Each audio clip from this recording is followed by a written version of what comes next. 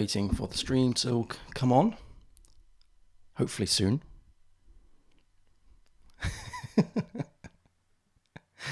Hello coders, welcome to a fine Wednesday morning. It was nice and sunny when I woke up, it still is. I've been awake for since about 5-ish.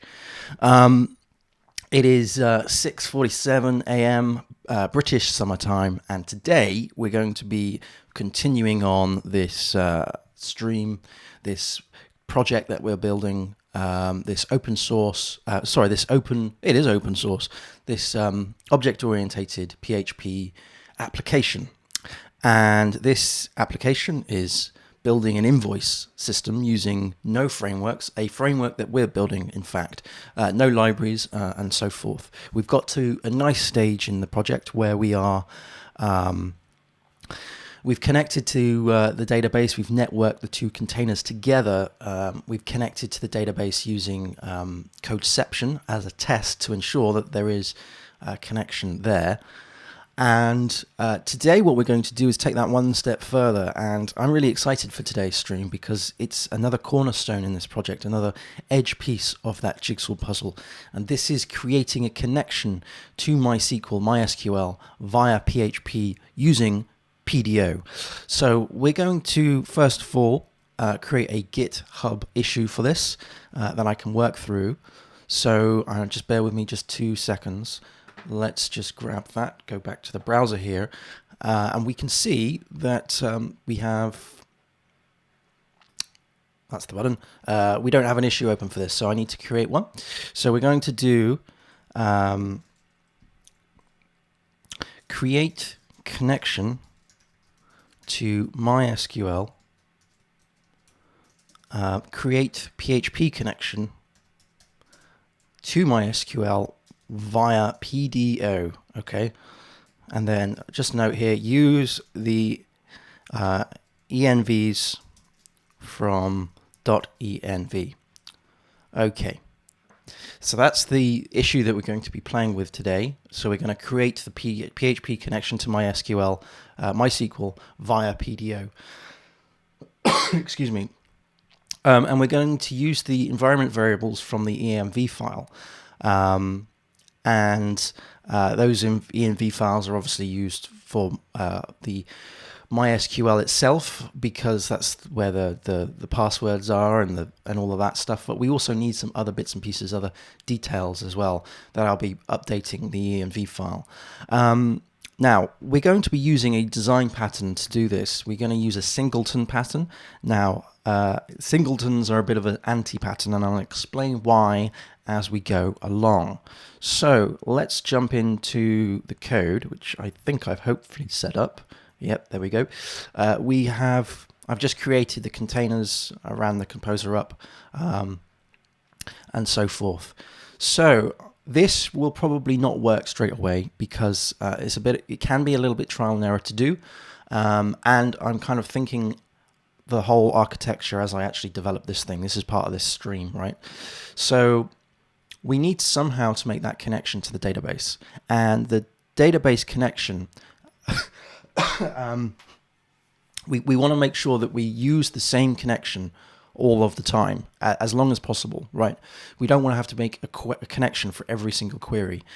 This application, the invoice application, won't actually make many queries per page. However, let's imagine I was running a script and I was doing a loop through various things, and I was querying in that loop. Maybe that loop had 10,000 items that I needed to do.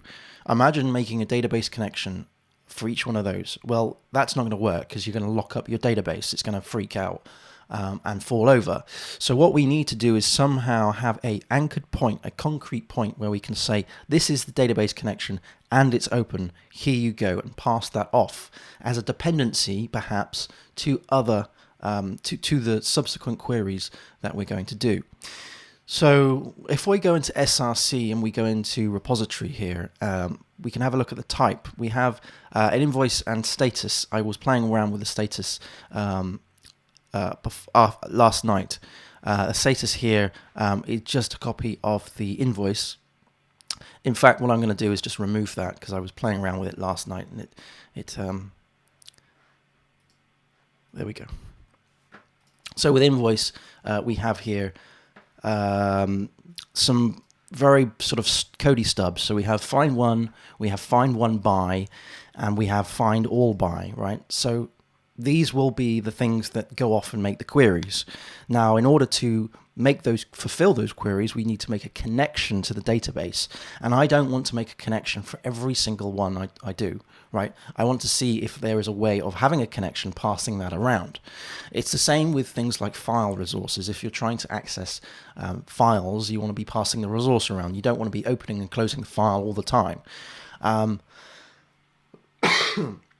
Or perhaps you do, and therefore you need to do some form of decoration for every time you run a query like this, or you connect to a file, you first of all you open that and then you close that down. In fact, that was an example that I did in my Python clean coding course with context managers in Python, where we created a context manager that opened and closed the resource of the file every time the file was accessed and used. You could see this similar with the database connections. However, it's slightly different with PHP.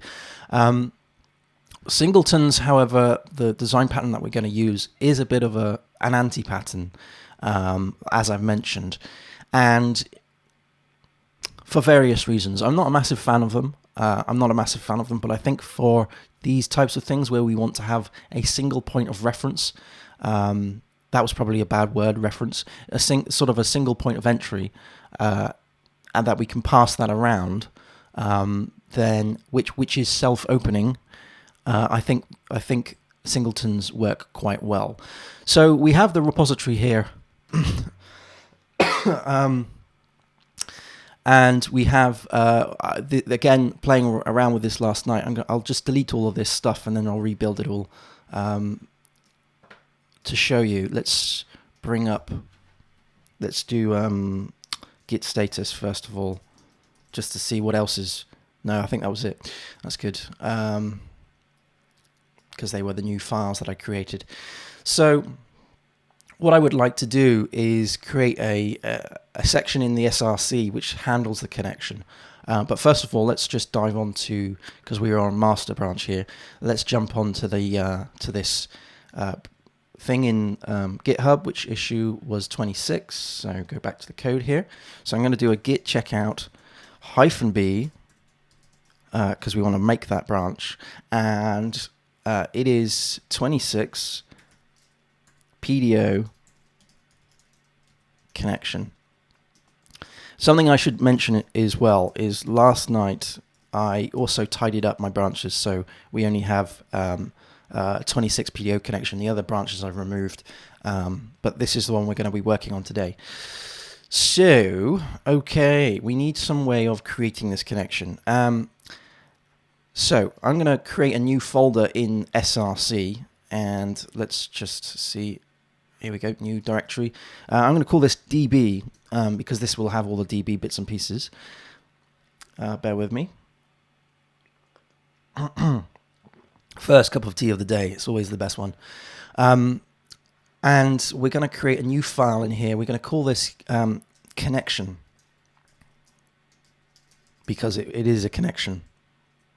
That is the thing that we want to establish. I'm just going to grab this piece of code here. I'm going to put it in here. I'm going to change that to be DB. And the class that we're going to create is connection. Okay, so we want a mechanism to open the connection, and we also want a mechanism that if it is already open, we don't reopen it, or we don't hand off another instance of the connection. The connection should be either open or closed, but the connection should open itself if it's closed, and it should give the connection that was open previously to the subsequent query. So we need a way in order to store this connection. So we're going to do private con, because that will be the connection.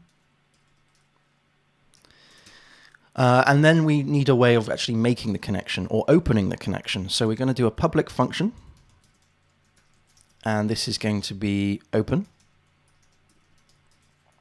And in this function, we're going to do various bits and pieces that will connect up to the PDO bits and pieces, and then it's going to set the connection and return it.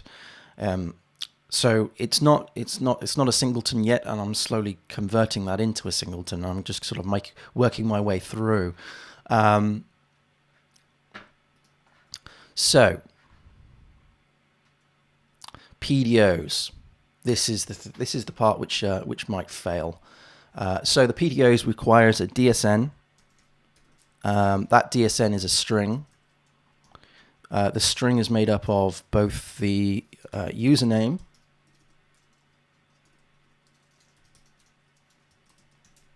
and the password and the host. Okay. And then what we do, once we've established that, we then instantiate a new PDO, passing the DSN in with, sorry, there's another one, isn't there? There's database name, of course. Database name, DB name. I could just call that database just to make it.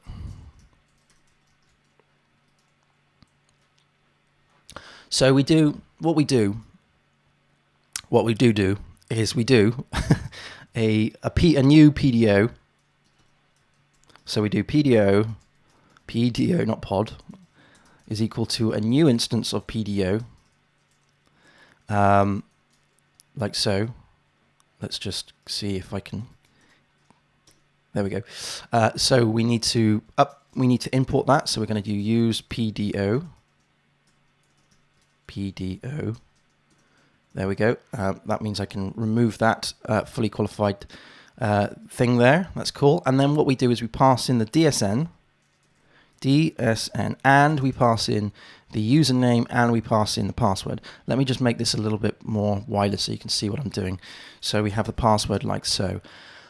All good things. So we have the PDO, and then what we want to do is return PDO, and that is our connection that we've just created to the database.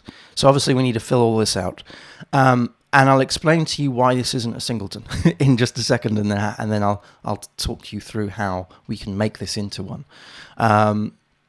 So that will be okay. Let's not faff about with that for a mo.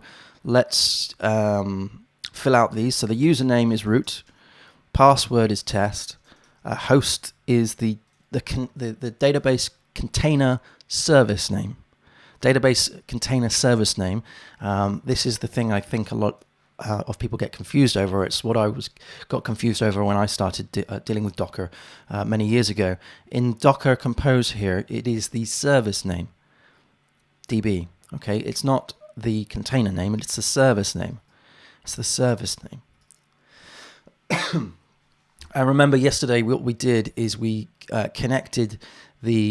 we created a network called PHP course, and we associated the services, the web and the DB into that network, which is the PHP course, which means they're linked together. Okay, which means they're connected in a network. They're joined. They're associated together, which means that in the connection, I can reference the service DB. And I showed you yesterday in the inspect of the aliases that they have, which one is being DB. The database name is invoice underscore app, like so. I know that these need to come from environment variables, but let's just not put another barrier of entry in first. Let's just get this coded right first, and then I'll make this a little bit more extendable.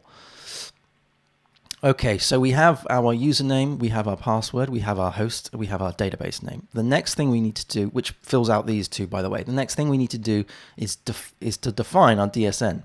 The DSN is the string that has the host and database. These are the connection details, and then the username and password are the credential details. Okay, so the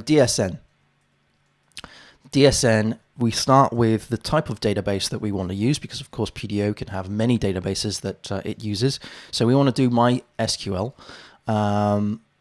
and I'm going to do, there's a colon there. The next thing is the host, which is, so then we have options that we give. So host, and then equals that to the host that we've defined, which is host. Then we put in a is it a colon, or no, it's a semicolon, isn't it? Semicolon, like so, because then we have the next option, and this option is the DB name, like so. Whoops. And again, this is going to be the database name, right? Like so. And that should hopefully cover it. This error here, it's saying that the ext PDO is missing in composer.json. So I might deal with that later on. It's not a massive issue right now. This is just saying that there is an extension that is required for this to run, and it's not defined in our composer.json file. Don't worry, it's not going to screw up our app yet. It's just like if someone was to download this and not use Docker and just run this on localhost without the PDO extension, then they're going to throw an error. And I'll just show you this. If I go back to the Docker file, Docker file here, can you see that we have PDO? Let's bring that out so you can see we have the extension. So Docker PHP extension install PDO MySQL, MySQL. We've also got MySQL. I can remove that at some other point, but again, let's not overly dilute this. Let's just go into the connection here. So we have the PDO, and this is all good, and then we return it. Fine. Now we could obviously just do this. Con is equal to PDO. I mean, we could even go one step further and do that, like so. And then we could just return connection. Okay, and then let's fill out all of these bits. So this is actually returning a PDO. We put in just some comments up here. So it just returns a PDO. And then this up here becomes a PDO as well. And that is kind of a loose database connection. It's not a singleton yet. And I'll explain why soon. Before we even get on to the whole singleton thing, though, let's see if we can actually make this. Let's see if we can instantiate the connection class and actually open a connection, and then return something, and maybe even do a query based on this. And then I'll convert this to a singleton when we know that the actual connection works. Let's get that down first. So we're going to make these connections. We will be making them sort of around the repository areas, sort of, but I'll discuss that in more detail when we get to it. But for now, though, the easiest way to do it is within the home, within some controller. So we have the home controller and the invoice controller. We'll just do it in the home controller for now. So first of all, let's just see if we can get the home controller to work. So I've done a Docker in here. I've done a Docker up. So let's just do a Docker ps-a to make sure that they're both up. 19 minutes ago. Yeah, they're both up. Great. So let's see in the browser 192.168.9900. Click on the browser here. Yes, we've got the home page. This is working. Hello from the home page. So we have that working. So that's cool. So that this is something that we can use to test with. So we can have a visual. So let's go back to the code here. I'm just going to take a swig of the tea.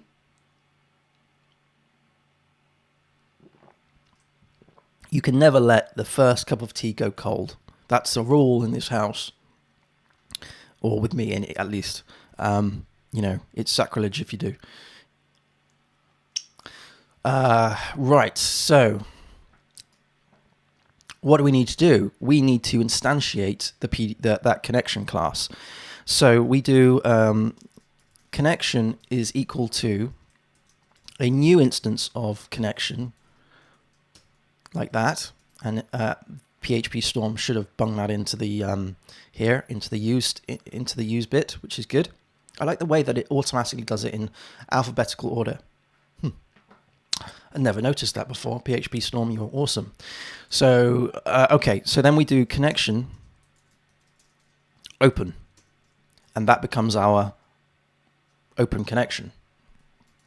So we could do con is equal to that, which means that this variable con is the connection that we can pass around.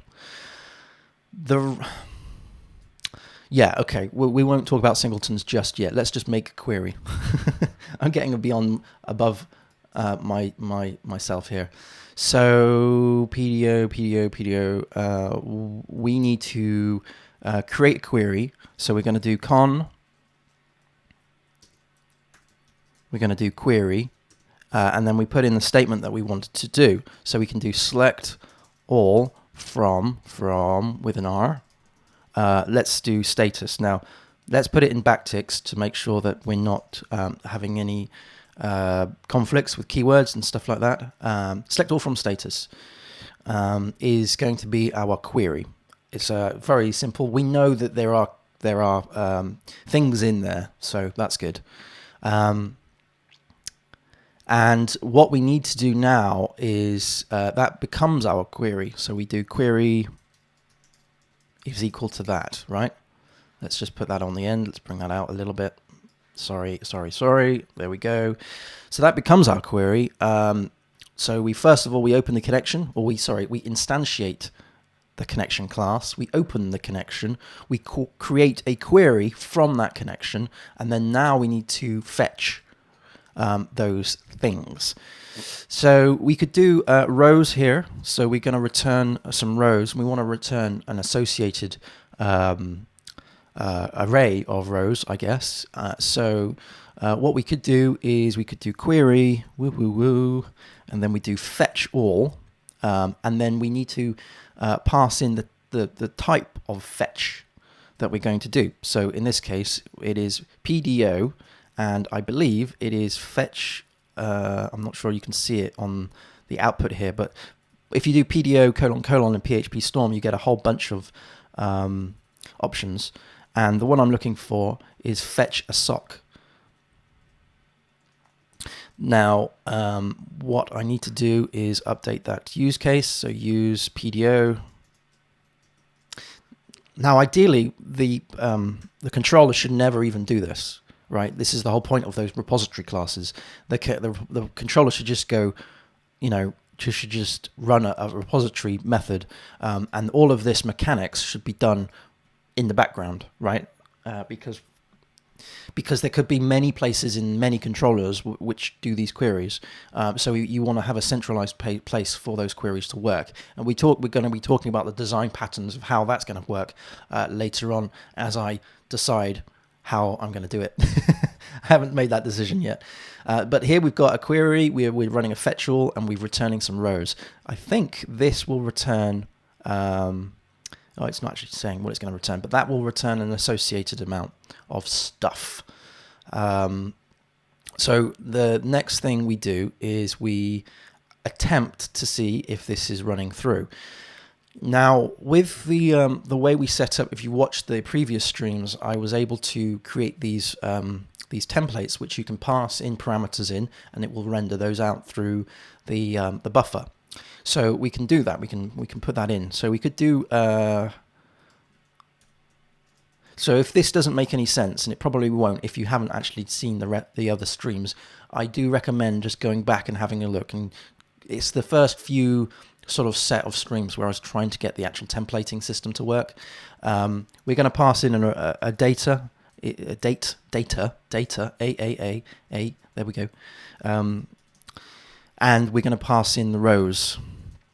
So this means that I have a variable called data that I can reference back. I should be able to reference back in the actual template. The template is views home index, which is in, I believe, public. So let's go into where are you, public? Here we go, public, and it's views home index, because that's views home index.php. So I'm going to open that up. We have the data variable, so I could do print pre, because we want to output it in nice nice bits and pieces, and then do a print r, print r, and we're going to put in, we'll just kill the rest, and we're going to output data.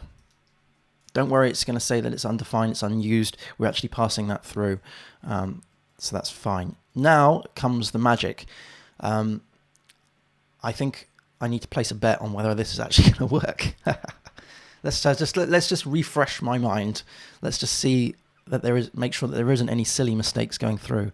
So we have the connection. This is the namespace, app.db. Let's just make sure that is in the right place. App src db, app being the src level. That's fine. We have a private property here. The visibility scope is private, which is the connection that will become the PDO object. We have a public function called open here, which will open the connection, create a new connection based on the username, password, host, and database name. Root test db. They look good. The database is called invoice app, which is correct. And then this looks like this looks good. So we have the MySQL, then we've got a colon. So that is the type of database that we're dealing with. Then we have the host. Then we have closing that off with a semicolon. The next option is the DB name. DB name, is it DB name or is it database name?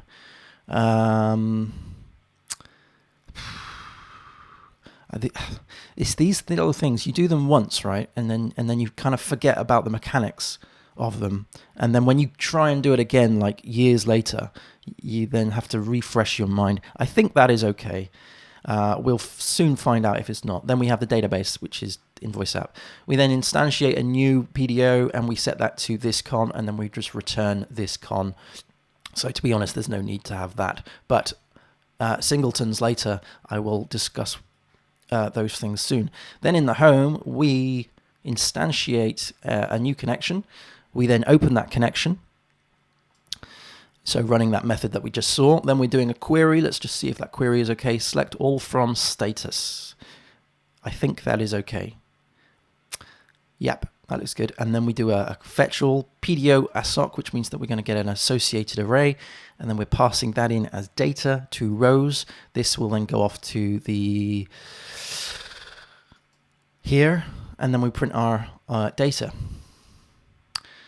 Well, nothing's jumped out at me that is wrong. So, here goes nothing. Here goes nothing. I'm going to press refresh on the browser. Woo! There we go. We have an associated array of all of the records from the database. That's pretty cool, isn't it? So we have, these are the field names. So we have ID is one, name, internal name, and then the creation date. That is pretty cool. I'm pretty happy with that. That's gone quite well. That's good. I'm happy with that. I thought that was going to go wrong. Yeah, I think I'll drink to that.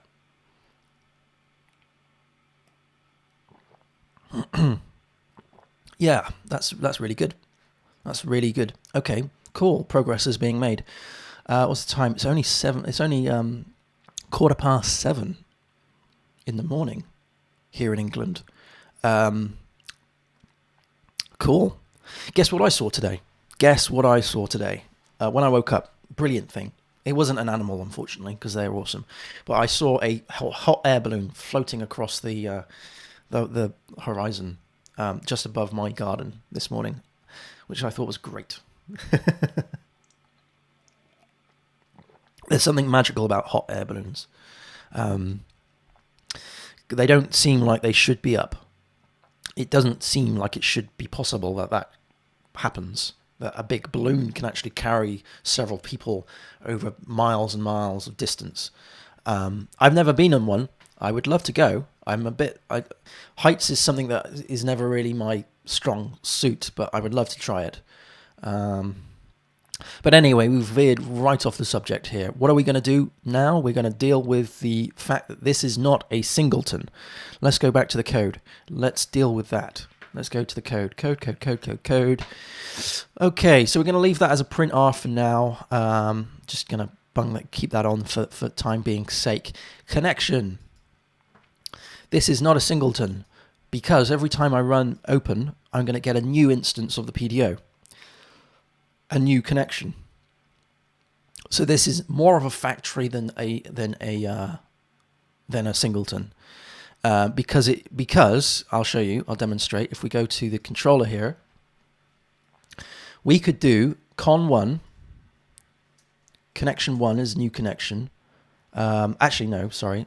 Connection equals new connection. We could do con1 is that, which is, I've broken it now. There we go. Let's bring that out a little bit more so you can see. And I might even just bring that down a peg or two.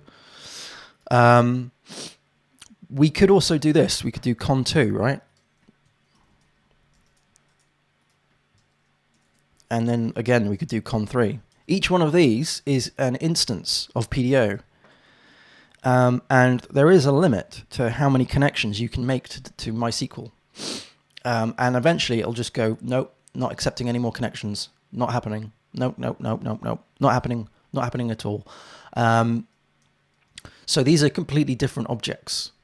You know, they're new instances of MySQL, which is not good. Imagine, if you will, this being in a big loop, right? And we were looping through an array of things that we wanted to do fetches on, right? And for each one of those, as I mentioned before, we would make a connection. At some point, it's going to lock up. It's not scalable. It's not good. It's not good.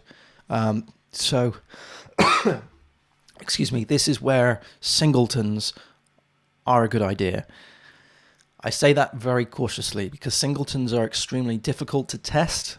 And I'll show you why in just a second. They're not very good for single responsibility. They don't adhere to the single responsibility principle. Their dependencies are hidden. Yeah, they're not. They are a code smell, some would say, but then they are, in this case, a necessity when you sort of go away, PHP Storm. I don't need to install any plugins today. They are a necessity when it comes to this thing. It's a sort of a convenience. What I want to do is I want to have con1, con2, con3 as the same connection of con1. That's what I want to do. And if con1 for any reason has been closed, then I want to reopen it. But I don't want to be making a new connection for every single one. So the thing I do here then is in the connection, what I need to do is I need to make something static. I need to statically set it and then check whether or not that is set. And if it isn't set, I then need to set it and return it. So we do this like so. So we have public function open. We have a static thing here. So we have a static, like so, private static. I'll tell you why I've got it private in just a second. Let's just go through this piece by piece, but there is a reason why I've set it to private. Okay, so we have public open, and then what we can do here is, because this is now static, this con, we need to do self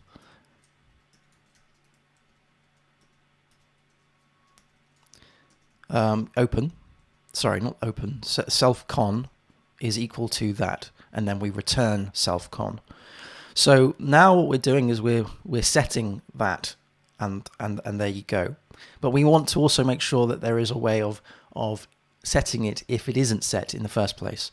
So if we did if self, come on, con, if we did instance of PDO, and if we did false is equal to 1, 2, 3,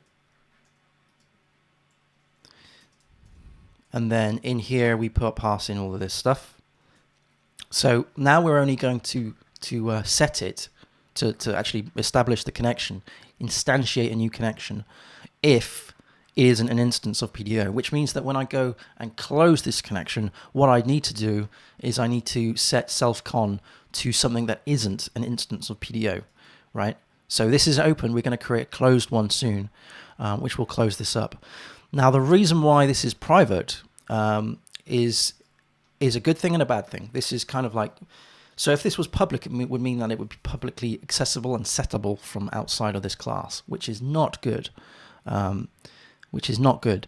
But the reason why it's private means that it's very difficult to test, because trying to test this logic is very difficult, because if it isn't set, then we're going to set it. So there's no way of knowing that this internal private variable is set or not, which makes it very, very difficult. Plus the dependencies, we've hidden these dependencies from the visibility of this connection class. Again, an anti-pattern. So yeah, it's like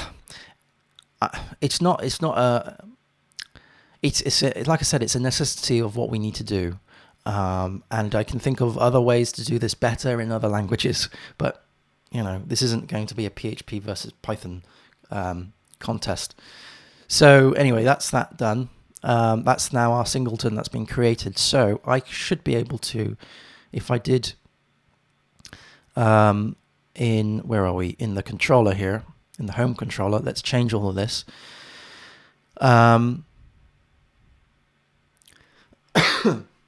So we instantiate a new connection, and then we can do connection equals open, which will open that. So this is a public method that we can call, and that will return our singleton, which is connection. So there isn't anything really that needs to change in the controller, to be honest. That is just the way it is, right? But it would mean that if con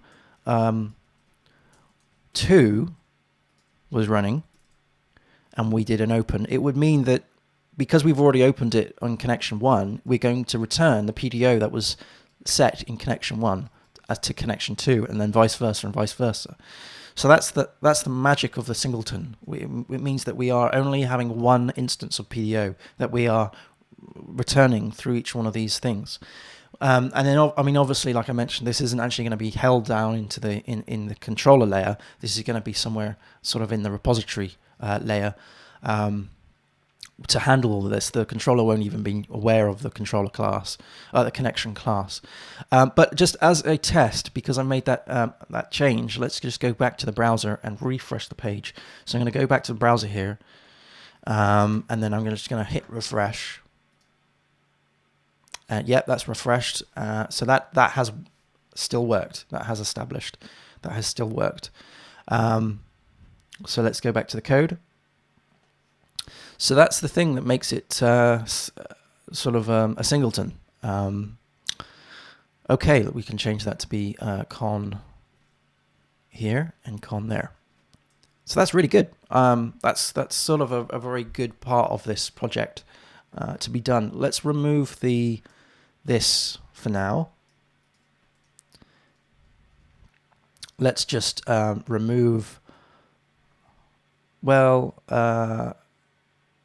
yeah, let's remove that. Well, I want to commit this to code up, and I don't want this code in there. I guess we can just don't comment code out and commit it. That's silly. Yeah, we can just remove it because we don't need that. In fact, what I'm going to do is I'm going to just revert all of this change in this factory in this controller. Bye. There we go, to put it back to what it was. Same with the view here, git revert. The only thing that we should have changed is this connection. That was the only thing that we should have built. Now this is incredibly difficult to test because we in order to make sure that this is testable, we need to work out whether or not this is an instance first, and then make sure that it is an instance afterwards. And that's very difficult because this is private, so it is a tricky thing to do. But one thing I wanted to do, if we went back to the browser, is I wanted to use envs, environment variables, to do all of this stuff. So if we go back to the code, I'll see if I can set that up. In fact, what I should have done is actually left that code into the controller on the view as a means of testing this thing. I got a little bit ahead of the game. But let's have a look at the envs that are set up. So env.dist, we have the root password and the database. We're going to need things like the MySQL username. So let's do that. MySQL username. We also need things like MySQL host. Whoops, so that's DB. This is root. Okay, so they're in the dist. We need to put those into the env file here, which they are actually. I did this last night. There we go. That's username DB. Let's put it the same way as the other one. And then in the connection class, which is in DB connection, we can now change all of these things to actually be those environment variables. And to do environment variables in PHP, we do get env, putting in the variable name. So in this case, it is a string. The variable name in this case is MySQL underscore username. And then get env again, but this time is the password. So that is it root password or is it password? Let's have a look. Let's bring that out. I can't remember. Env, it is root password. Okay.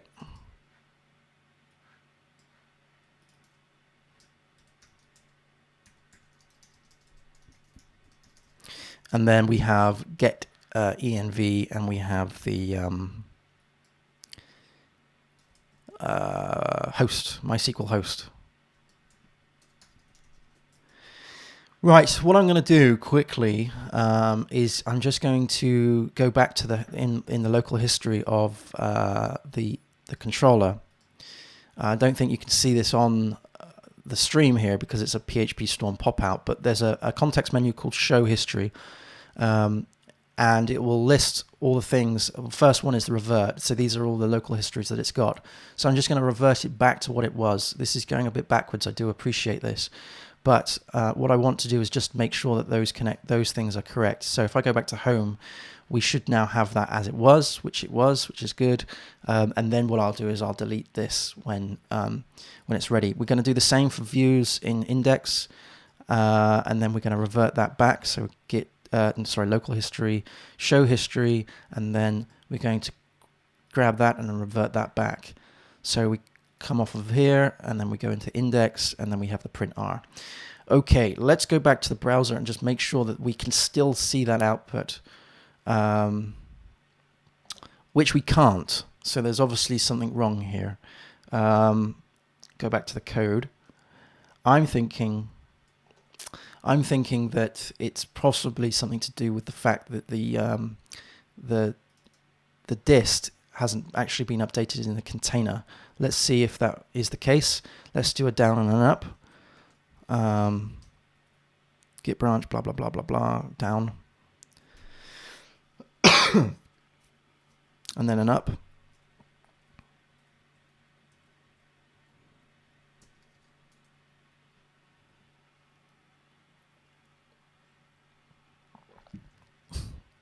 That was gold. Okay, so that's now in play, but unfortunately it's still a white screen of doom. That's not good. There's something going wrong here. Something's not quite right. I mean, this needs to be the database name as well. So this is MySQL database.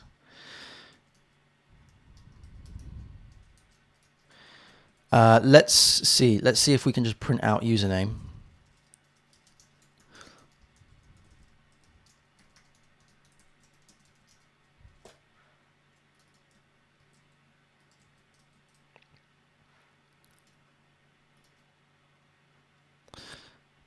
Okay, the username is false, so that's why.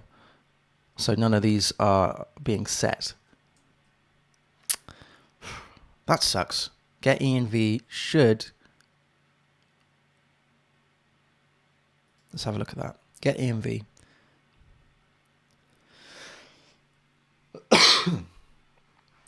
That's weird. Why would the variable name be null and the local only be optional? Why would the variable name be optional? Confusing.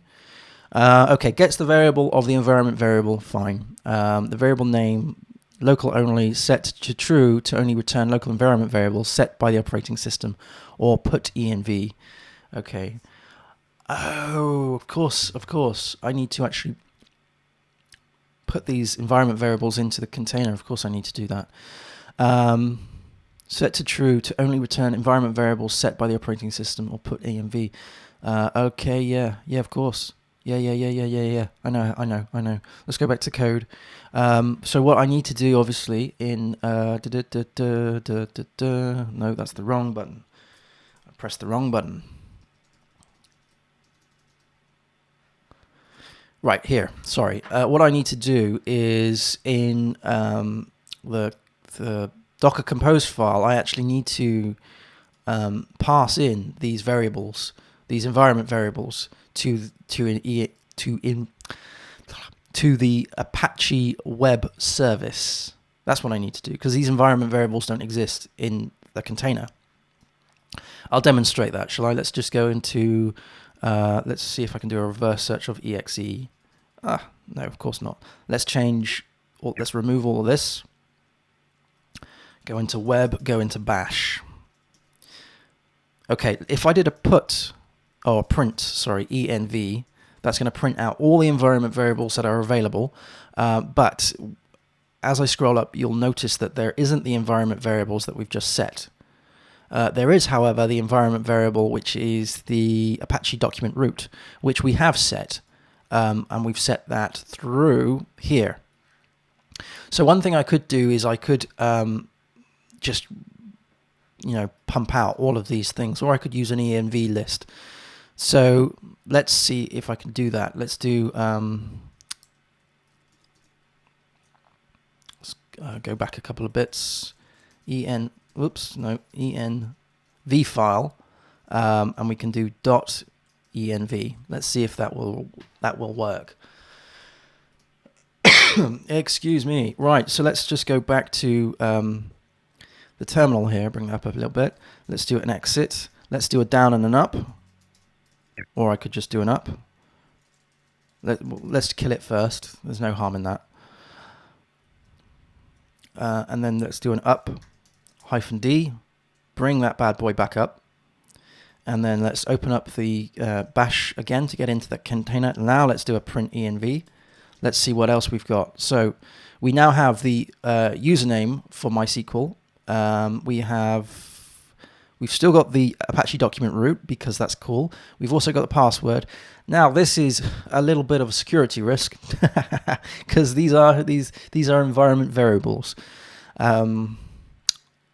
which are baked into the container. So if anybody had access to the container, they could discover what the passwords and the usernames and all of that jazz were. We also have the host here, which isn't nice, which isn't a good thing to do. It's best to use sort of like Docker secrets for these kind of things. But for this example of just getting this up and running, let's see if we can do that now. So in and one could argue that I could put the Apache document root into the env file as well, and use that. So let's have a look. Let's go back to connection here. We were var dumping the username. So if we go back to the browser and let's refresh the page, we have the username, which is root, because now that is the case. So let's go back to the code and let's remove this and see if the old stuff works. Save that. Go back to the browser. Sorry, I need to be on the ball when it comes to switching screens.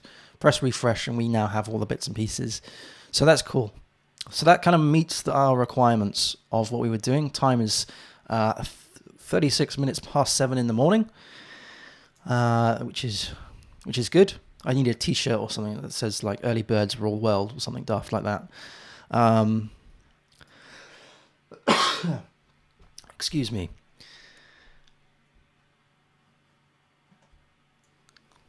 So we're actually cooking on gas. We're actually cooking on gas. Okay, that's cool. That is our singleton that we've created here. We have our other bits and pieces. I'm going to revert this because I don't want to commit this code. I don't want to commit. I can revert that and that together. Bye-bye. Because I don't want to commit the controller. I know how that works now, and I don't want to commit the changes to the view. I've just reverted them both back.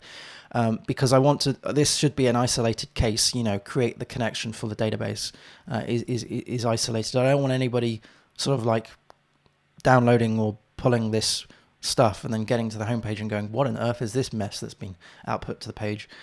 So there we go. We can now establish our connection. So I'm going to just come out of the container. I got myself into a world of pain last night when I was playing around with this. I forgot I was in the container as I was trying to make Git calls, and of course I didn't have my GitHub user credentials set up on the container, and it took me a while to realize that there was actually that at the front of the command. That meant that I was in a different container. Yeah. Anyway, Git status. So we're now on the host machine. Okay, so these are the files that we've modified. So if I did a git add of these things, so .env,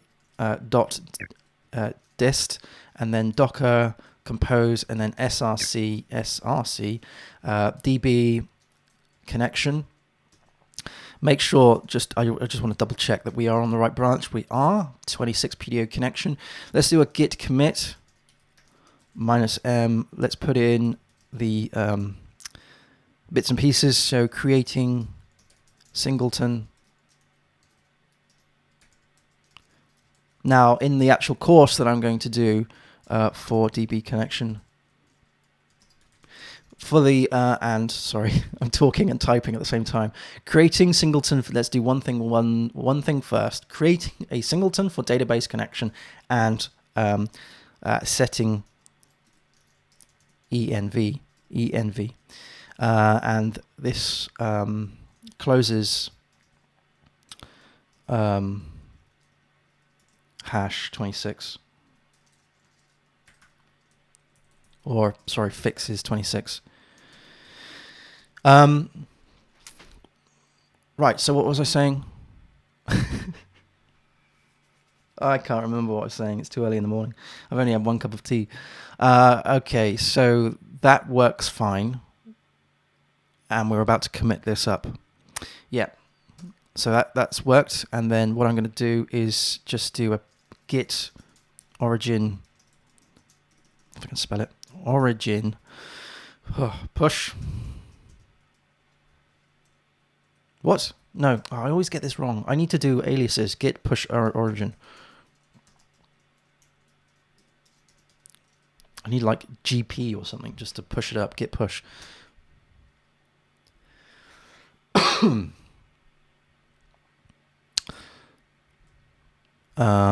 Everything is up to date. Really?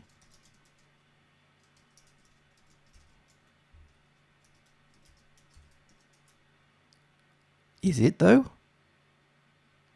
Untracked files. That's fine. That is weird.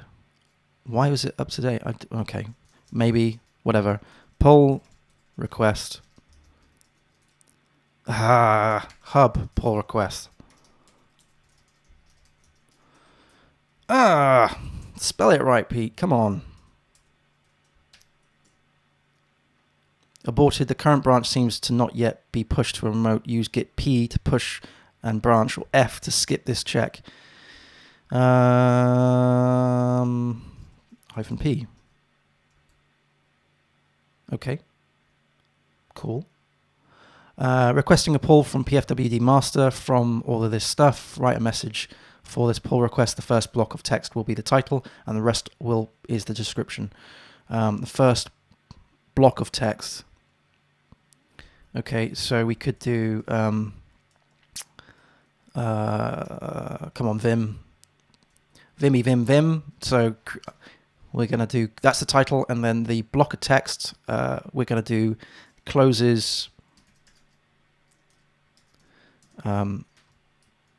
hash 26. And then we're coming out of Vim, running this, and hopefully it's done a push, and it's done a... Was I doing a git pull before? Let's have a look. My brain today. I just want to see, what was I doing? What was I doing that was screwing up the origin git? No, that was wrong. And then git push origin. Okay, whatever. Whatever, it's done now. Whatever, it's done. Let's go back to the browser and have a look. Have a look. So we have the pull request, creating singleton, and all this stuff. And the thing closes 26. That's cool. Let's merge and pull. Confirm the merge. And delete that branch. Bye-bye. So now that's now in the master branch. So if we go into here, we should see that we have src db. This is what we've just created here, the connection. And there we go. All good things. So whilst I'm here, we need to create a new thing. We've got like ages of time left, so I'm just going to take another drink. I have 3 drinks available on my desk here.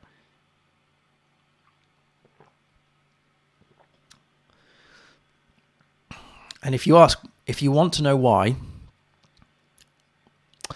it's because, well, have you ever tried talking for a whole hour as soon as you wake up?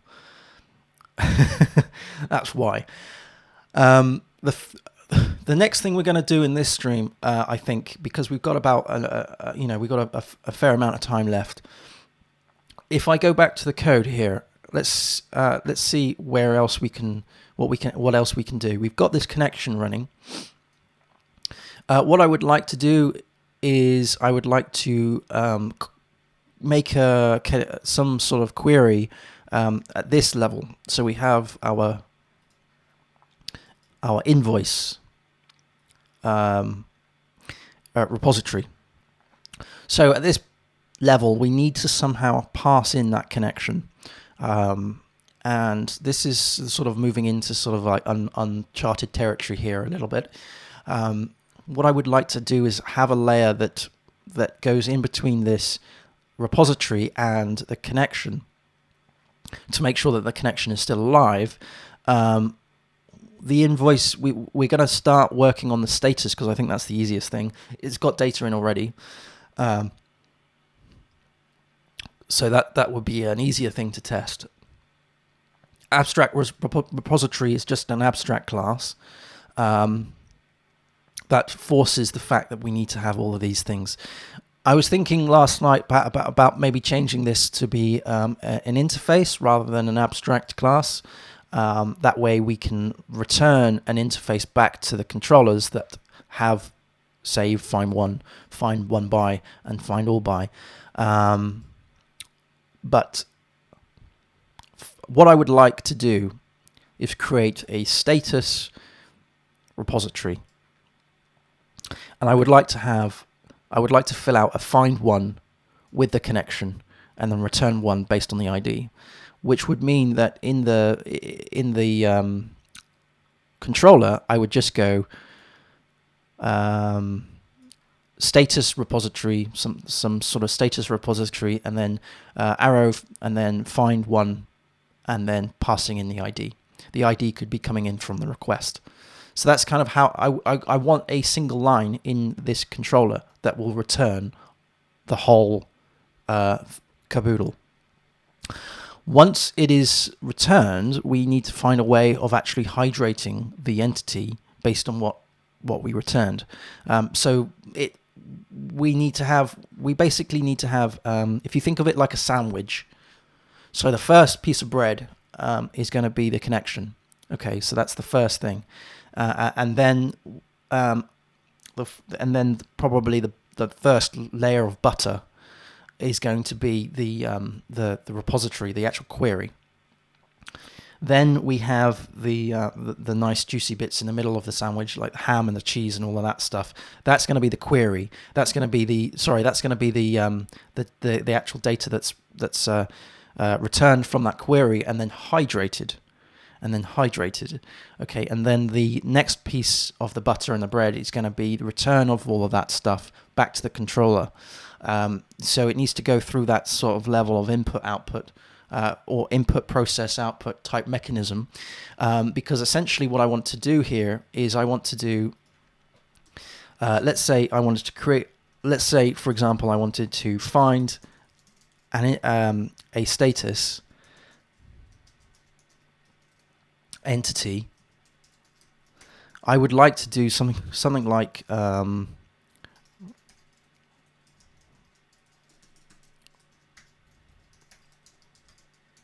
repository find one, passing in the ID of say 4, right, and then that returns the entity. So you may have heard people say that you want to keep your controllers nice and light, so thin controllers and fat models. This is essentially what I want to do. This is the output. This is as bare bones as I want it to be. So we say that we have an entity and we're running repository and find one and then that. So this call is going to mask a whole lot of process, because this will not only connect to the repository that we request, it's going to make that query, it's then going to return those rows, and then it's going to find those rows through the query, and then it's going to hydrate, or in this case one row, it's then going to hydrate the status entity and return it back. And this entity it should be at var a status or null. So it either work or it won't work. Now we could go one step further, right? We could even do this. We could do repository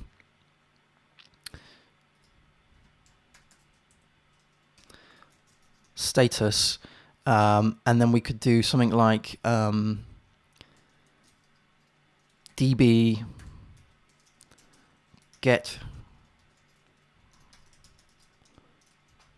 Okay, so people who've used Doctrine before will be used to something like this, where we pass in, we have some sort of thing in the container that pulls out the Doctrine database. We call get repository, passing in the repository that we want to get, which is the status, and then we have the find one, which is the things that the calls that the repository has. This is why I was thinking of maybe changing that instead of having an abstract class, maybe having that as an interface, because each one of these repositories will be having all of those things that get returned. So this is kind of like sometimes when you're trying to work through architecture, sometimes it's good to go, right, what is the bare minimum that I want to call? What is the thing that I want to call? And then we'll work around how we can actually build that out. So obviously I need something to say that we have the database, right? So that will have some mechanism of pulling down the repositories. So I'm thinking that this would become, get repository would become a factory method. We're passing in a variable here called status, which represents the repository that we want to use. So for example, we have repository invoice. If we had a status repository, let's just put this, let's just do this to status, just to, invoice, just to show you a sort of a semi-working example. So if we did invoice and change that to invoice, if I can spell it. Okay, so that will return the entity of an invoice or null, right? Based upon finding one of the ID of 4. So that this is what I want to achieve. I don't think I'm going to be able to achieve all of this today because there's a lot involved here. This is the point I want to try and make here is this is quite an involved piece of work. And I certainly do not want to be replacing Doctrine at all. This is not the case. The reason why I'm building this isn't for that. In fact, I'm leaning a lot on the design patterns in Doctrine and the way that Doctrine is hanging together to represent these things. So the first thing we've got, as I mentioned about the sandwich, if you think of the sandwich like this, so we have the database is the first layer, right? That's the bread on one side. Right, and then the find one, which is the hydration of the entity on the other side. So they're two pieces of bread. The middle part, which is here, will get the repository and make the query. The actual hydration of the entity is done in the background as black magic. The controller doesn't have to be aware of how that mechanism works. So let's start working this through. Okay, so the first thing I need to do is have some way of setting up the database that has connection to the Get repository. We're not going to worry too much. Excuse me. We're not going to worry too much about the passing through the PDO at this point because I'll probably change the way I'm thinking of how to do that as time goes on. This, though, is an interesting mechanism. How can we pull down the invoice repository from a method? One could argue that we could actually do this. We could actually do invoice, because if every entity had an associated repository, then we would be able to have some form of mapping of the entities versus their repositories. So we could do this. So instead of putting in a human error where we have a string that we input, we just use the class names, which is invoice class. So that then suggests we need to have some way of doing this mapping to say that actually this invoice not that, sorry. I've done it wrong, haven't I? Controller, DB home. Here we go. Sorry. This should be invoice entity type. There we go. So we need some way of saying that we have the invoice, which is here, is connected to a repo, a repository. Somehow. So we might have to make a connection within the invoice back to the repository, or from the repository back to the back to that. I mean, what we could do is in here we could have if you think of like creating a new entity, we could do it through the repository. Now this gets a little bit awkward because creating a new entity and then building that upon a record are two separate things. The two responsibilities. And ideally what you would have is a manager and a repository. A manager would manage the entity based on the outcomes of the repository. So for example, the manager would be the management of the hydration. So what I'm saying here is we could have a manager class that has the connection between the repository and the entity. So when, for example, we do a query to find one invoice, we return the row. And if you notice, if we went back to the browser and went to, where are we? The home page here. So this is what's going to be returned by the query, right? We need some way of turning this into an object, an entity. So we need some way of hydrating this. So we need something that will pass this on to the manager. Yeah.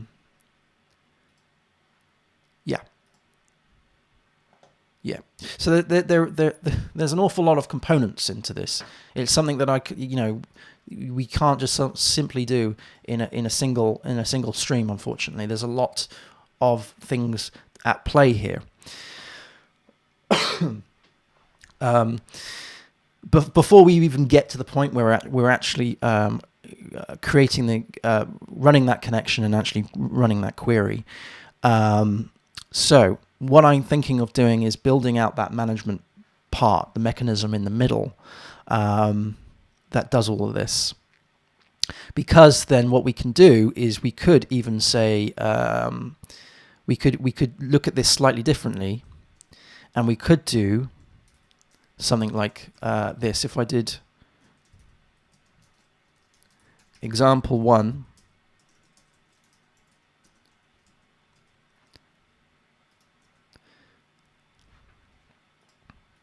is that, let's bring that out a little bit, make a little bit of room, and then example 2, right? If we ran it through, if we ran it through, that doesn't need to be commented out, does it?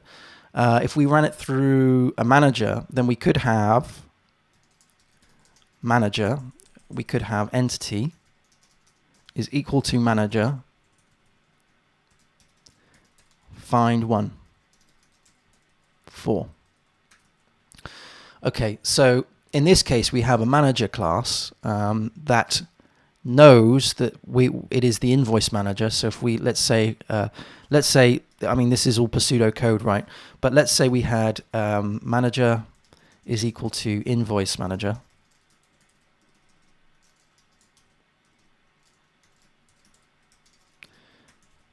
Right.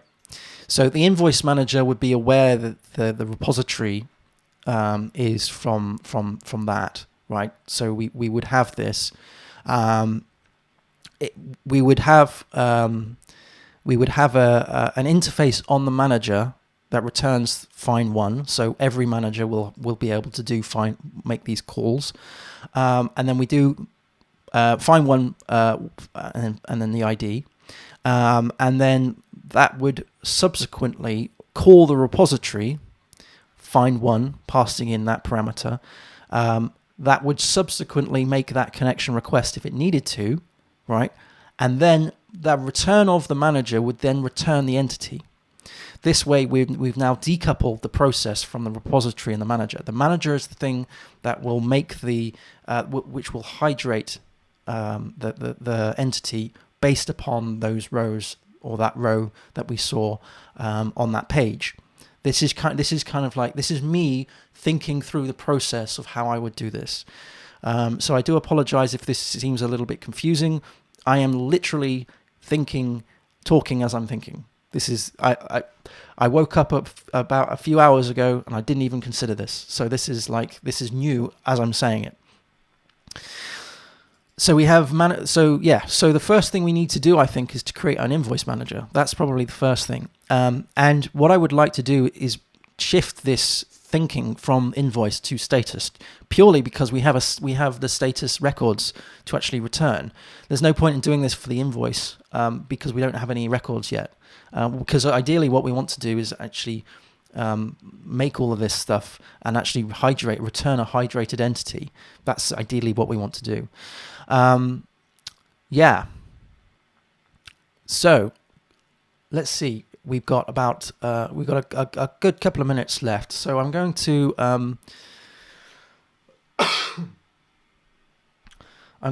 go into the browser here. There's a couple of things that I want to do. There's a couple of things that I would like to do. I'm going to first create. We need to create status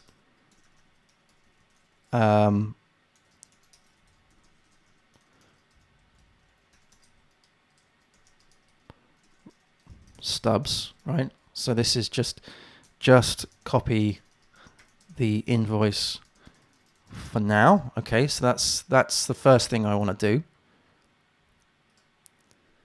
Create status repository, and then the next thing I want to do, another issue I want to do, is create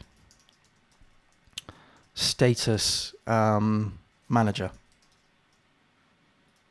And what I'm going to do for reference is I'm going to do encoder in the code. I'm going to copy all of this stuff.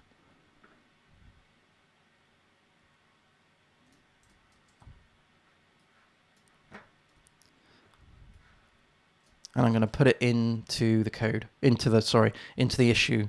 So examples mentioned on stream, and I think this stream is it 24 or 23? I forget. It's fine. Let's just do that. Examples mentioned on stream. We're going to bring in some code here.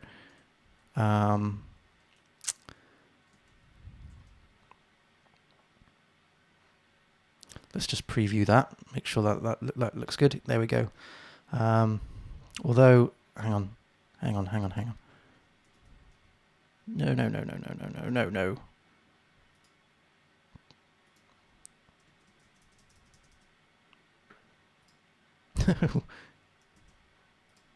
No. Why is that? What?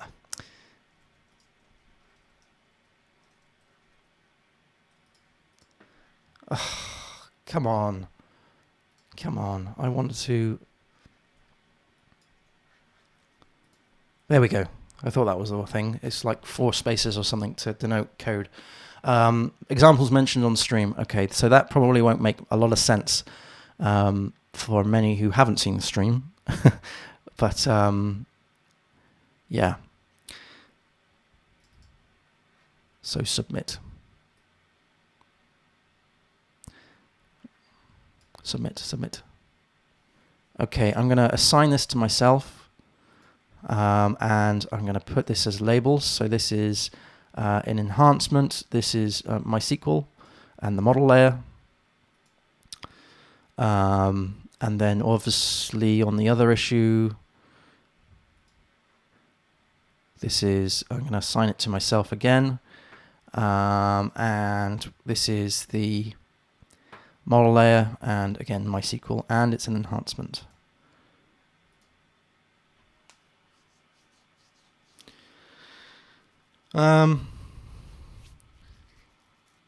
Cool. It's not really MySQL. We'll leave it as is. So that's okay. So the first thing I want to do is create the status manager. I think that's probably a good start.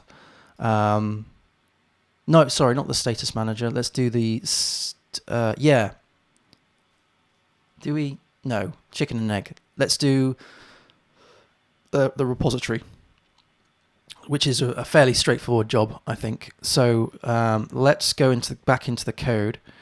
This is issue 28.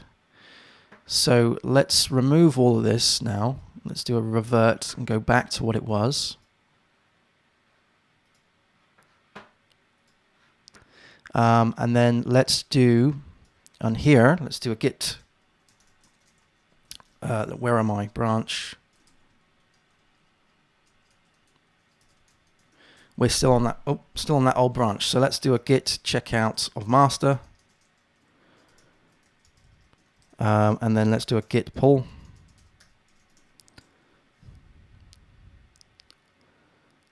Okay, let's now do, because they were the changes that we just done. Let's do a git branch -d to delete the branch that we were just playing with, which was 26 PDO connection. 26 PDO connection. Let's create a new branch, which is git checkout -b. And what we want to do is it's 28. And this is create, or I could just do status repo. I know what that means. There we go. Okay, so we've now switched to this. This is going to be hopefully a fairly straightforward task, because it is just, hopefully, I should never use the word simply, but let's do status. Change that to be status, bring that out. And these should all be the same. They should all be the same. And we'll fill all these out when we actually get to the point where we've got the connection established and stuff.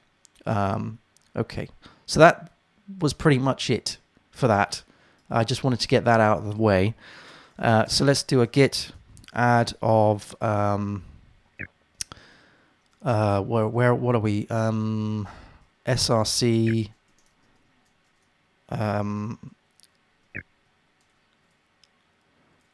repository type status, and then do a git commit -m adding status repo fixes what was it, 28? Yeah, 28.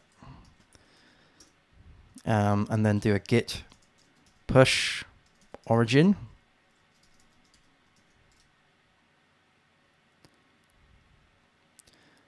Okay, well, that didn't work again for some reason. Let's do a hub pull request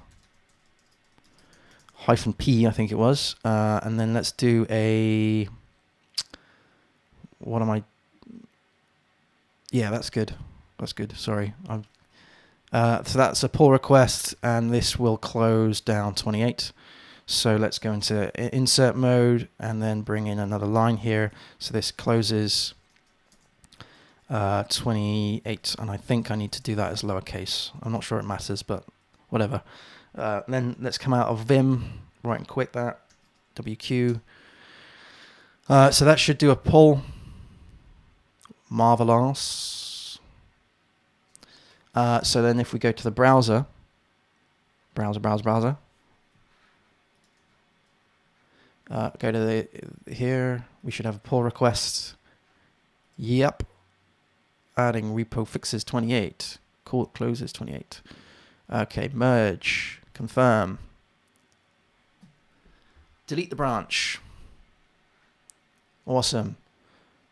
We now should only have 2 issues, so we're going to deal with the status manager now. So let's do a git checkout of, whoops, go back to the code, sorry. Git checkout of master. Let's do a git pull. Let's then do a git branch. Well, let's see branches, because I can't remember what I've called it. So we need to do a git branch -d to delete the branch. It's 28 -status -repo, and then we need to do a git excuse me, a git checkout -b, and we're going to do, this is 29. This is status manager. Okay, cool. So we've now got our ducks back in a row, and we've got the status repository that I've just created. It's just a simple copy of the invoice. We now need to deal with the manager. The manager is going to be in a new directory. One could argue it needs to be in the database, but to be honest, I'm moving away from nested directories, like overly nested directories. So let's just do manager here. Let's not shout. Manager. There we go. Let's create a new file in here. We're going to call this status manager. Now, I'm going to just play around with the code for a second and just see, get a feel for how this could be wired up, because this could be changing quite frequently. Let's just grab a abstract. I just want to grab the namespace. I always forget what the namespace is. Should be, so it's app and then manager. Because manager is one of those terms that could mean a lot. You're not saying what the context of the manager is.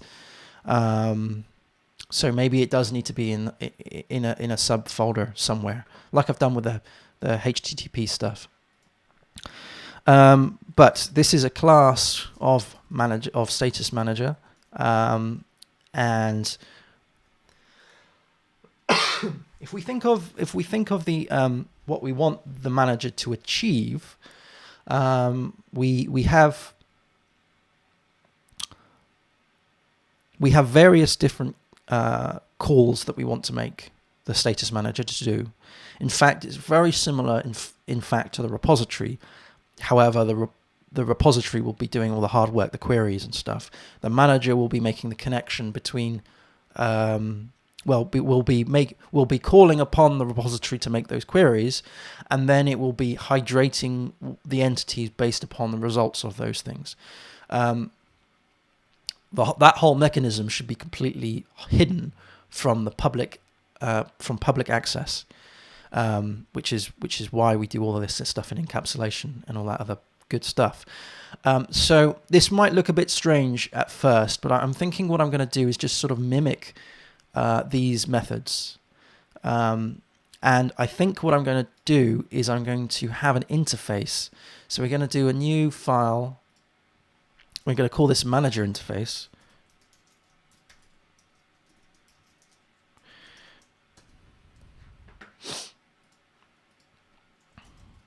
So this is interface, manager interface. Obviously I need to have that namespace, which is app, and then manager. Whoopsie, I've gone and put it the wrong way around. So the manager interface will have a find one. Well, let's do public function find one, passing in the ID. This is going to be an integer.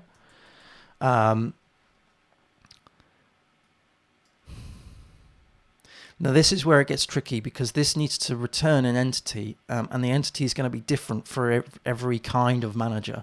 Because if it was a status manager, it would be returning a status. If it was an invoice, it would be returning an invoice. You can't really do this with interfaces very well, where you have multiple multiple types of classes. This then means that the design is the architecture needs to be altered to allow for this to happen. So I'm a little bit I don't know.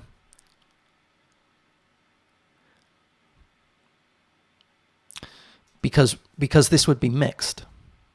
This would be a mixed return. Whereas with the status manager, when we have the public, this is where I'm playing. So if we did public find one, passing in the ID, which is a int,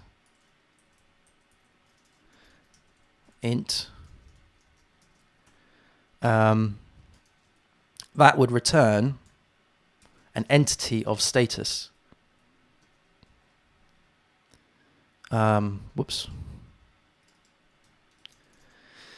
So, whereas we would have an invoice manager, and that would return an invoice entity, not a status entity. So, what I was thinking initially was to have the manager interface that all managers would adhere to, but it's tricky because we have different return types of these things, which is awkward.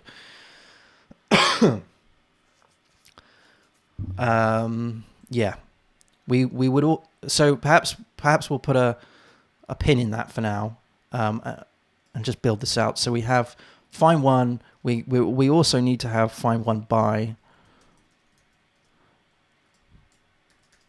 which is an array,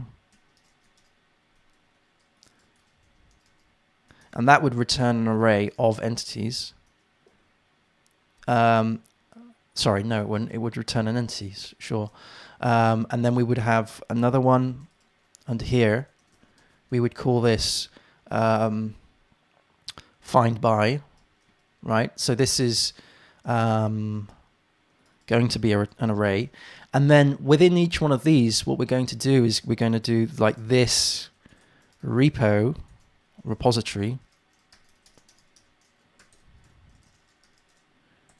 Then we do a sort of find one, passing in the ID. That's going to return a query. Sorry, no, that's going to return a row. So that'll be row. And then at this point, we want to do entity is equal to something which is, I don't know, this hydrator. This is stuff that doesn't even doesn't even exist yet. I'm just kind of thinking as I work. So entity is this hydrator, then hydrate row, and then return the entity. So this is what I mean by the sandwich. This is the mechanics here. So we pass in the ID from the controller. It goes away and does a load of magic stuff to actually get the query and return the row back. And then we need some way of actually hydrating this thing based upon the row that was returned. And then we return the entity. Obviously, it's a little bit more involved in that because, this could return null, false, whatever. So we need to deal with all of those kind of things. And we also certainly need to set up the repo. So let's do that. Let's do a private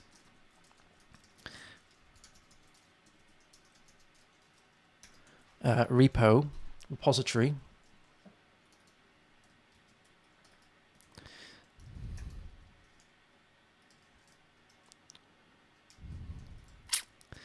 And that repository will be the status repository. So we're going to do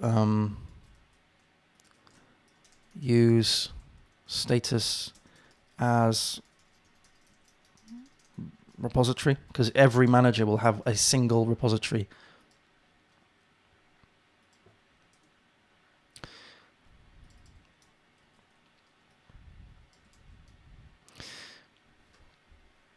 And then, of course, that will run the find one by that repository, which is in here, I believe. Yeah, so that will be running this find one here. So this is the thing that will actually be running, building the raw query, and then running that query, which to me means that the manager itself doesn't necessarily need to have the connection details. It's the repository that needs to have the connection details. This manager is more of a decorator. We are decorating the repository methods to do other things. So yes, they're called the same things, but we're actually decorating it. In the terms of Python anyway, this would be called a decorator on Pythonic code. But of course, this is PHP, so it's not. So anyway, this so we have row repository find one, passing in the ID, and then we need to deal with some sort of hydrator here, which we haven't even created yet. So perhaps I need to do that in the next stream, is to create a hydrator passing in an array of bits and pieces that then does the hydration, and then we can get the mechanics of this together. I certainly won't commit this until it works, so don't worry about that. Or I certainly won't merge this anyway. Do a pull request. Public find one ID status. Then we have the entity hydrator, and then hydrate. Just sort of thinking about that. All of those mechanics. Yeah. Is there a way, I wonder, to get the repository? Because here we would need to inject the repository through a constructor. And I'm not sure I want to do that. I'm wondering if there is a way of passing in what entity I would like to get the repository from. So I wonder if we need to have an extension here. And I wonder if we need to have public, in the extension, we have a public function, which is get, let's change that to be public, get repository. I don't know if you can hear, that's my cat wondering why I haven't paid him any attention for the last few hours. So public function get repository, and I'm wondering if we need to put in a class name and having some sort of mechanism where we return some repository. So some mechanics of pulling out a repository based on the class name. This is kind of like what I was doing if we go back to the browser, kind of like what this was doing here. So get repository, this would become the manager. So when the manager is set up, we then already know what that is. We would need some way to otherwise we would need some way of injecting the repository in here, which would mean probably injecting all the other bits and pieces to make the connections work, which I want to try and avoid. I want to try and keep this as streamlined as possible if I can, to make it cleaner and more readable. I'm now drinking drink number 3. I had pineapple juice, which I haven't finished yet, but it's not good drinking fruit juices when you're on streaming. Yeah, so okay, going back to the code, I'm wondering if there's a way of setting this up. So I'm wondering if there is a means, so when we go and instantiate the manager, have the manager itself build the bits and pieces it needs. So in Doctrine, there's like a factory method. I think it's a service factory that you can run, that you just do like Doctrine and then get repository, and then it does all of this for you. Doctrine, I should say, doesn't have managers like this. This is just something that I use myself to separate the responsibilities from hydrating and fetching. You know, that they in my opinion are very different disciplines, very different responsibilities. I haven't looked at all into the mechanics of how Doctrine does it at that degree, so I don't know. Yeah.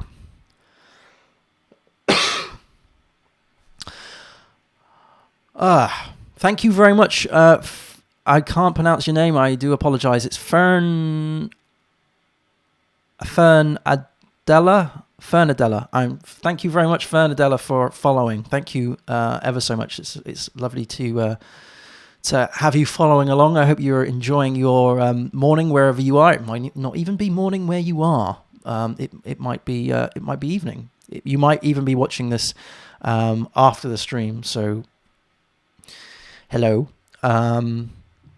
If you haven't done so already, please do check the previous streams to get an idea as to the way this has happened, the progress that has been made throughout all of this.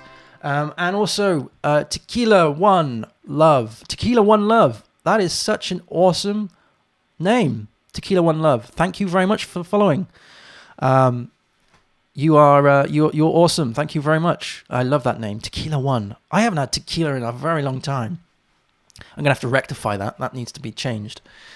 So thank you very much for following. And I hope you're having a pleasant morning or evening or afternoon wherever you are. It's very sunny and nice here in the UK at the moment, which is very unusual.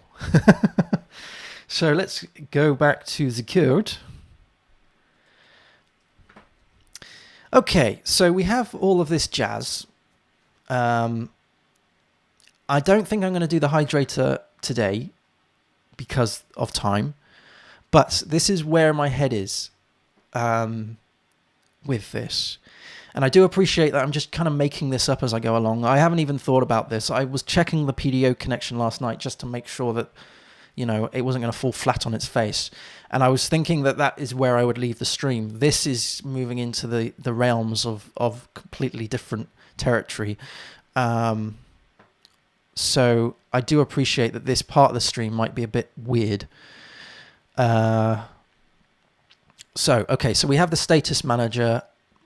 I want to somehow have some interface, but I'm struggling to work out how I can do that with where I have different managers that return different entities. Unless, of course, I have an interface of the entity itself, but then that's going to get awkward and painful. Unless, of course, we followed the suit of the repository, which is here, and we extended an abstract class, which is here, which forced these classes to have these mechanisms. But again, the trouble with that, though, is that you are also defining the response type.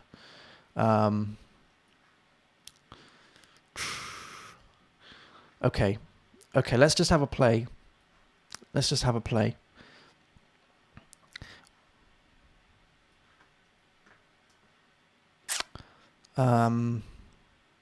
Yeah, let's just have a play here. Let's do status manager. Let's create a new file, a new PHP file, and we go abstract. Whoops. Manager.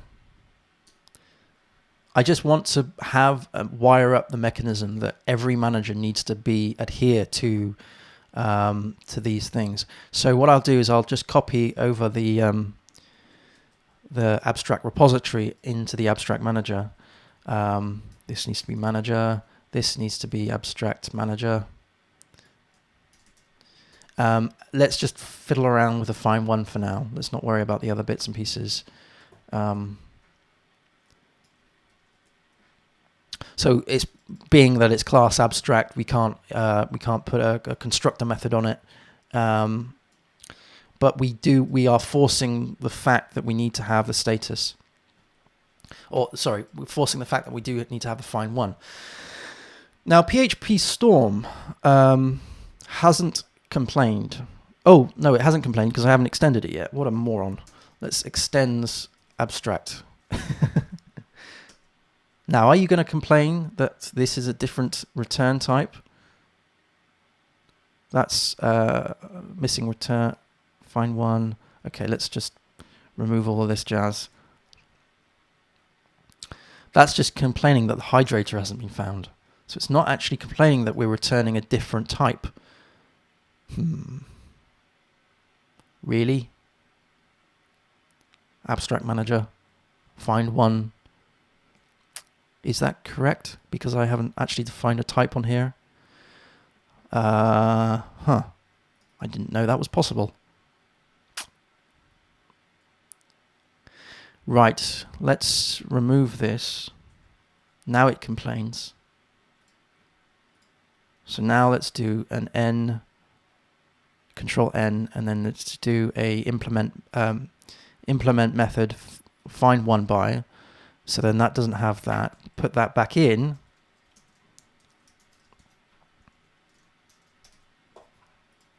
Right. Okay, so that might work. Let's just control Z all of this stuff. Obviously, what I could do is I could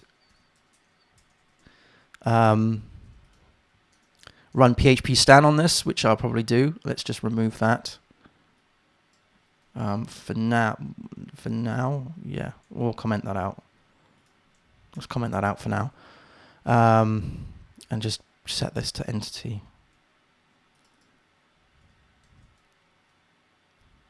Or, I mean, that's going to fail. Let's just do new status. I want to just make it PHP stan friendly. Because in the... Where on earth has that gone? My terminal. Where's my terminal window gone?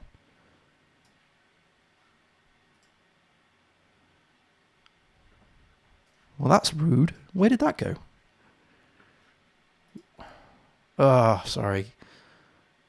No. No. View. That's made it worse. Terminal. There we go. There we are. Got it back. Right. So what we could do is we could do this. We could do a an exec to get into the container. If I can find it, I'm sure it's in one of these. Reverse search, exec, here we go. So we're in here. I could do this. I could do a bin. Is it bin or is it vendor bin? Vendor bin, PHP stan, analyze, and it is src, it is repository, no it's not, it's manager, and it is status manager. I can't spell analyze. Whoops. Yes. So hopefully that will go off. It says that there's no errors, although I haven't given a you know what, a level.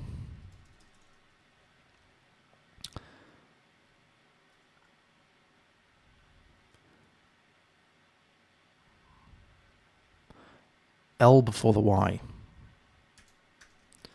And I'm missing another A. Oh, come on, dyslexic. You... yeah, whatever. Okay, so we do this and then we give it a level. So we can do level... level equals, let's go for 3. Come on. No errors on 3. That's cool. Let's do 4. Let's bring it all the way up to 7.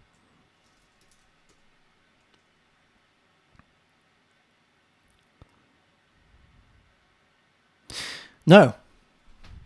No, there's no problem with that. Okay, that's cool. I didn't realize that abstract classes didn't need to methods didn't need to have those. See, if this was an interface, it would be slightly different, of course. But yeah, okay, that works so far. That works so far. So then we would do the hydration based on the row, and then we would return the entity like so. Okay, okay, that's looking pretty good. That's looking pretty good, pretty good.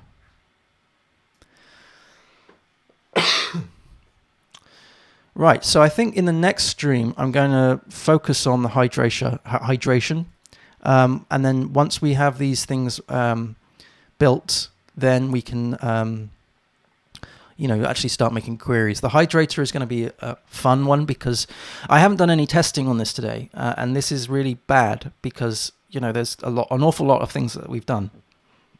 We've made the connection with PDO, and now we're starting to build out the manager. And the connection is really difficult to test because it's a singleton. But these things we certainly can test. We can definitely test the hydrator. The hydrator is the thing that you take in an array of whatever the associated thing is, so we can mimic that. And then we return the hydration, so that would become the entity. So we can certainly test that line of code. We could probably test this line of code as well, because this will return the array. So we can check that returns, find one returns the array. However, this is actually going to make the database call. So it's not really a unit test. It isn't a unit test. I shouldn't even call it a unit test because it's making a database call. This is a database test, which is a little bit more tricky to do. However, we do have Codeception running, as I demonstrated in the previous stream, that was checking that there was actually records within the status table. So it is possible. It's certainly possible. But just pulling on some of the experience that I've done with some of the clients that I've worked with recently, in terms of database queries, is that you can test the query itself without even running the query. So, for example, the repository class, let's go to status here.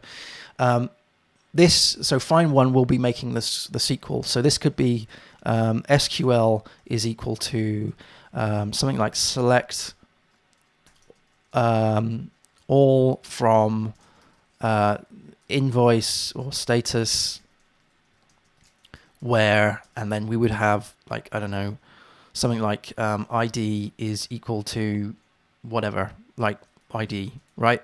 I mean, this is PDO, so there's ways of doing parameterized stuff, but just for the case of this, and obviously that needs to be in like that, right? So, and then here we would do something like connection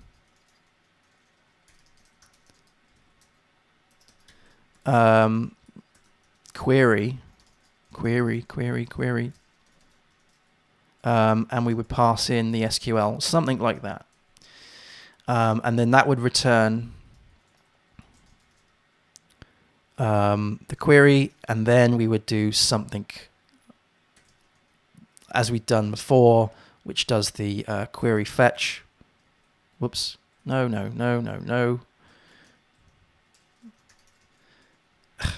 Come here. Query equals connection. And then we would do row is equal to query, and then it's sort of fetch something or other, and then it's some sort of option that we would pass in for the PDO. So it's like PDO option, something like that, right? And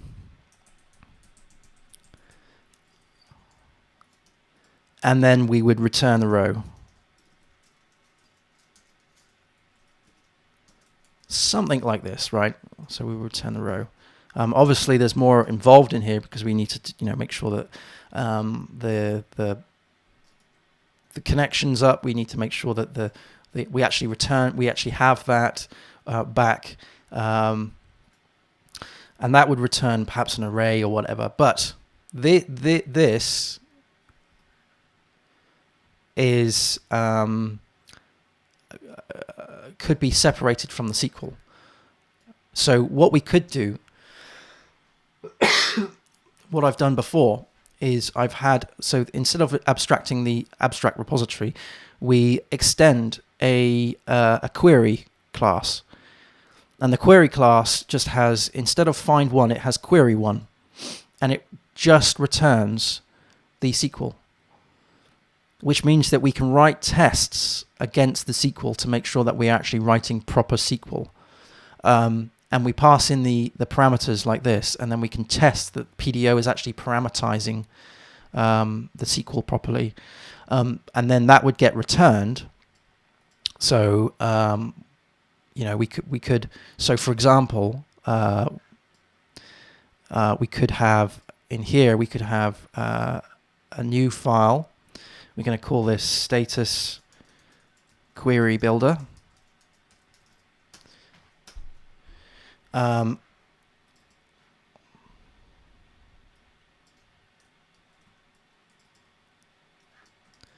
Whoopsie, sorry. Whoops, come on. Sorry, I'm going a mile a minute here. This is a namespace, obviously. This is app. Repository type, and this is no, that's fine. And then this is status query builder. We don't, yeah, that extends the abstract repository. Let's bring that back. And then what we do, what's going on here? Oh yeah, whatever. Let's not extend that. We do, instead of find one, we have a public function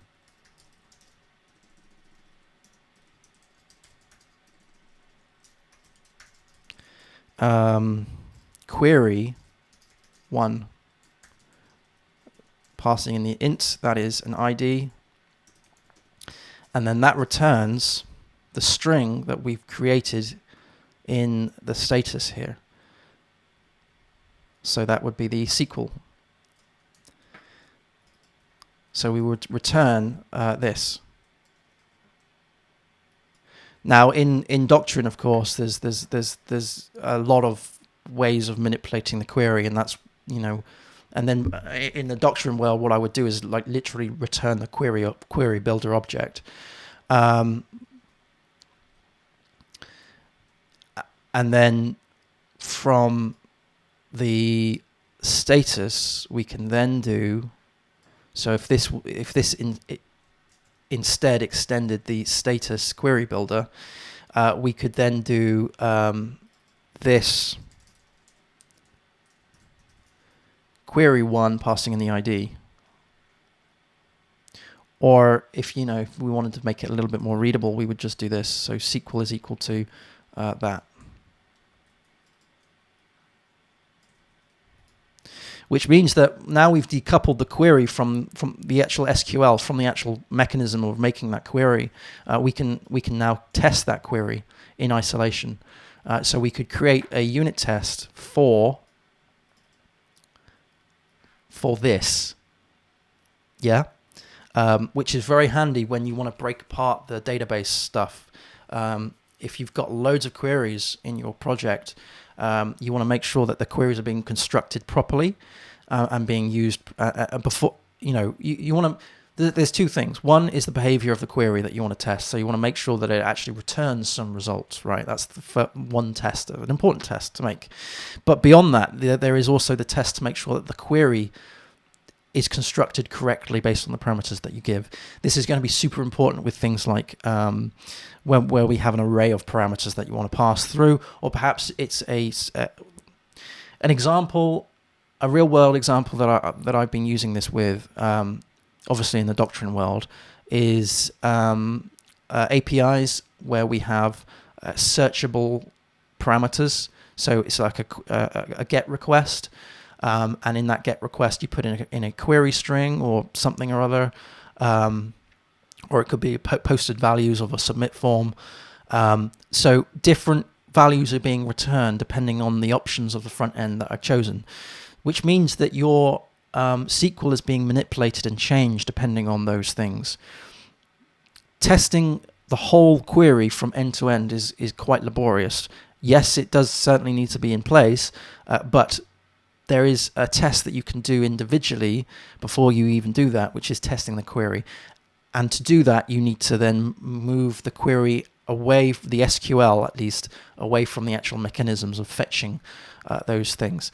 So, I've just completely blown apart this whole repository here, because we were extending the abstract repository. Now we're extending the status query builder. And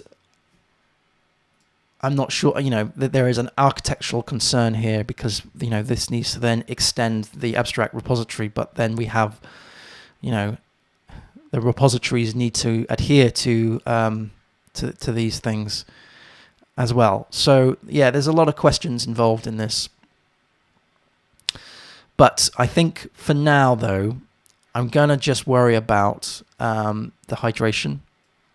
So I'm going to just press Control Z a couple of times and get back to something that is semi-stable.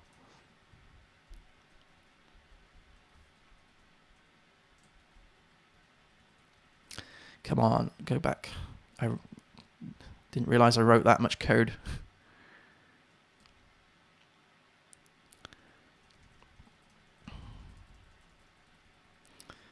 Come on. Did I just... Yeah, that's fine. Okay, and then what I'll do is in the manager. Yeah, that's fine. That's fine. That's fine. I'll just delete the query builder, because when that we're going too far forward. We need to build out these small mechanisms first, which is like the status manager. And stuff. There's still a question mark over whether or not I use an abstract base class, or whether I use interfaces, or I use both. There is all of that jazz. But I think for now I'm gonna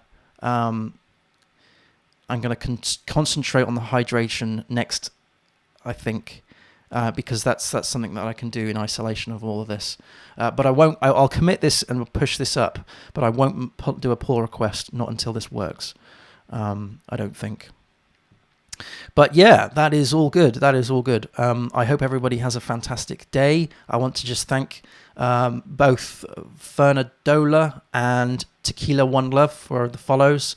I do appreciate that. And I think this project is going quite well. I hope you think so too. If you've got any questions or any concerns or anything that you spotted that I shouldn't be doing, then do let me know. I just want to give a shout out to the sponsors. We have a lovely sponsor, which is Hostinger. Hostinger is sponsoring this live stream. Hostinger is a hosting platform. If you don't know, the name kind of gives it away a bit. I've used it before. It's very good. It's very affordable. It's very reliable. And at the moment, they have an offer on, which is 82% off of a web hosting, and you get a free domain, which is bonkers. It's such a good deal. And if you use hostinger.com/Peter Fisher with the discount code of Peter Fisher as well, you get the further 15% off, which is, again, bonkers. So do check that out. If you are looking to build a project, then do consider Hostinger, and please do use that link because you give a little bit of a kickback to me. It's only small. It's only small, but it certainly supports the channel. I do appreciate it. And also, we have Oliver Davies again on the podcast on Friday. So that's howtocodewell.fm. I'll put all the links to all of these things in the show notes. So once this stream is done, then you can check those out. And also, I will be uploading this to YouTube in the next few days. We're like an episode behind on YouTube, so this is where I'm archiving all of this stuff. So if you are watching on YouTube, be aware that there's probably other streams that are available on Twitch that haven't yet been put on YouTube. So just be conscious of that. But yeah, do check out hostinger.com/Peter Fisher and also howtocodewell.fm. Links are all, or will be all, in the show notes below. Have a fantastic day. Thank you ever so much for the follows. I do appreciate that. Questions, please fire my way. I'll be interested to know if you have developed a framework like this and what the complexities you came across were, whether or not you think I'm taking the right architectural decisions, and all of that stuff. And just give me a general hello. That would be fantastic. I am building a website for this project. This website will be posted on Hostinger, and I'll be demonstrating how I do that. And that project is on Gatsby.js.